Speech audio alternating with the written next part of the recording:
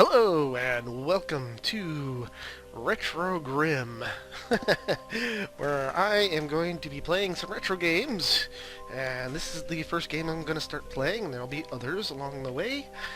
This is Ultima 6, The False Prophet. The reason why I start with this one instead of going to Ultima 1 or something like that, I could, but this is my favorite. Well, it's probably my... Yeah, I would say it was my favorite. Ultima 7 and Ultima 7 Part 2 are up there as well, but they had issues, let's just say.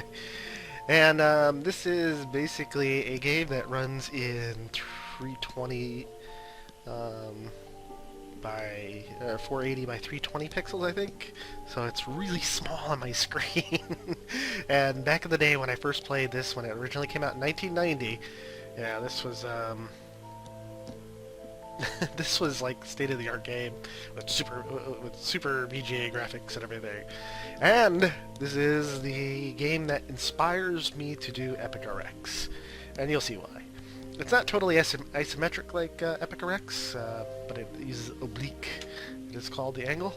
So let's go through the introduction here. This is just the introduction episode, and the game will begin in the actual first episode. And I will be posting these mainly on the weekend rather than during the week like I am now.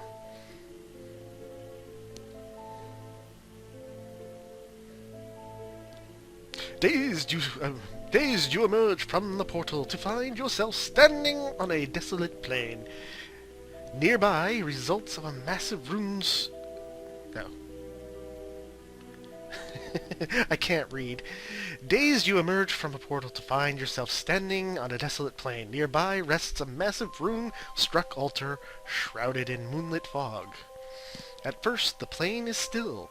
Then 100 voices rise from a slow, death-like song, drawing closer and closer with each passing moment. You are seized with an urge to run.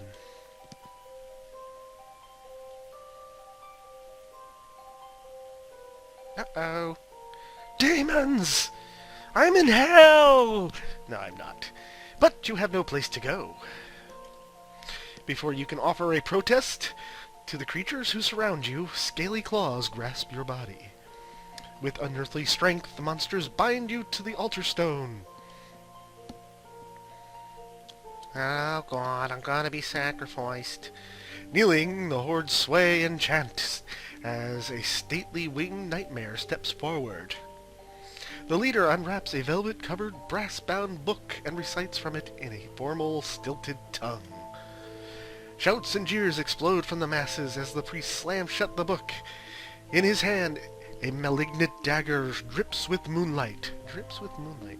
Nice. You close your eyes. A dying scream, certainly your own, curdles the air. Oh god, I'm dead. Cat calls. The dagger. A scream! Death! Pandemonium! Shrieks of rage! Of terror! From the inevitable, an impossibility emerges. Oh? You are still alive.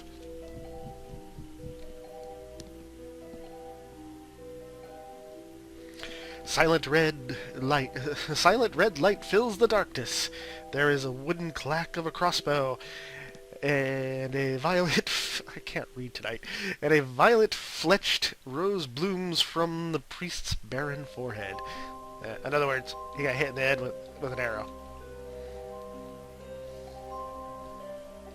Yay! I'm being rescued. These are my friends in Order Dupre, Shimino, and Iolo. Friendly faces vault from a newborn moongate, while a rain of quarrels holds the furious mob at bay. The knight Dupre's sword flashes twice in the darkness, slicing away your bonds. Yay, I'm being rescued. I'm actually sinking into the altar. Everybody's just doing that trick where you kind of walk behind a couch. Quickly, old friend, to the gate, accompanied by the swordsman Shimino and a grinning crossbow-wielding Elo the Bard. Dupre thrusts a spare sword into your head. Yay, I'm rescued. Snatching the fallen priest's book, Iolo dives into the redness with Shimino at his heels. The howling throng surges forward, all of one terrible mind. The gate wanes rapidly as you, Dupre, charge through. But not rapidly enough. From the mob's vanguard, 3 of the abominations scramble towards the gate, driven by fury. The creatures hurl their bodies into the portal's last handspan of light. Of course, there's no voice on this game, so yeah. So I'm going to create a character. This is going to be the Avatar. And I will be known as Grim. Grim the Avatar. Icon of light and hope. Art thou male or female? I am male. I hope. I think. Oh yeah, I am. Let's see, I'll just be the iconic looking avatar. This is the guy out in the box anyway. So, yeah, you know. That's the way it goes. Continue. Welcome, O Seeker. This is where you get to make your character. Design your abilities. I have a formula for doing it to get the most out of the abilities. A lonely stroll along an unfamiliar forest path brings you upon a curious gypsy wagon, its exotic colors dappled in the summer shade. Dapped. A woman's voice rings out with friendship. Hello! I'm in the toilet, so give me a second. Beckoning you across the wagon's threshold, as it happens, into another life.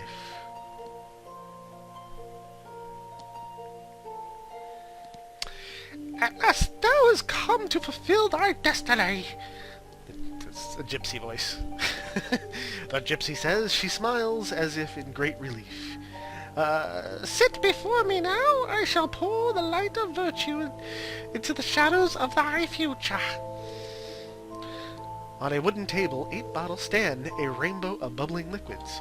Behold the virtues of the Avatar. The woman says, let us begin the casting. That's as good as you're going to get as a female voice. I'll try others, because I have to read all of the text that's going on here. The captain of the King's Guard asks that one among the visit hospital to cheer the children with tales of valiant personal deeds. Dost thou, A, show thy compassion and play the braggart, or humbly let another go? Now, for each of these that you pick, a certain ability goes up. Now, with compassion, that is one of the virtues, it is dexterity that will go up. With humility, none of your abilities go up. So I'm going to choose A. I don't really care about the answers themselves, and I'll explain as I go along. I'm not going to really read them.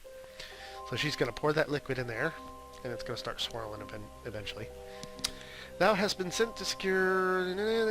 valiantly bear the slurs, or be justly rise and demand thy apology. Now, valiantly, which is valor, the virtue of valor, only raises your strength, and justice will raise strength and dexterity. So, I will go with 2 abilities. And they use blah blah blah. Let's see, honor. Honor is both intelligence and dexterity, and spiritual crusade is all the abilities. So I will pick spirituality. I'm going to follow my spiritual crusade. Da da da da. So honesty is going to only raise intelligence. Sacrifice is going to raise, I forget, strength and intelligence, I think. So I will do a little sacrifice.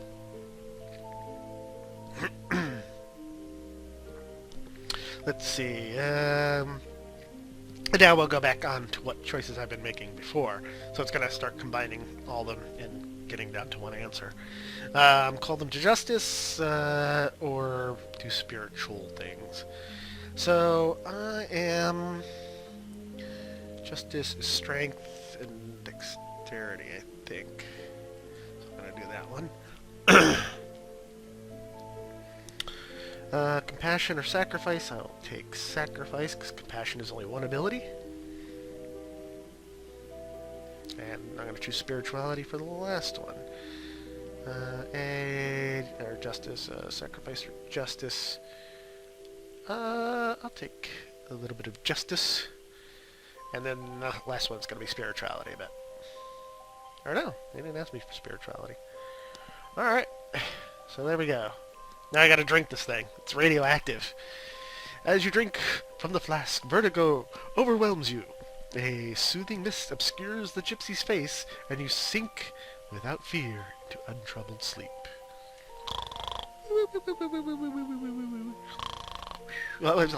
You wake in a different time upon another world shore. Though the Avatar's quests bring you both triumph and tragedy, never do you sway from the path of the 8 virtues. The sagas of Ultima 4 and 5 chronicle the perilous travels, and your name and your deeds are written forever among Britannia's legends. Finally tempered by your struggles against the enemies of virtue, you are proven ready to answer the epic challenge of Ultima 6. And we begin in the throne room of Lord British. You can see this kind of a tiled thing. It's at night. You can tell by the little doodad up here. This is one of the moons. There's 2 moons, and these will scroll across, and whether it's daylight or not. And there are some gargoyles I'm gonna have to take care of in the very first episode of this game. So come on back when that's all set. Thank you for watching, and have a good one.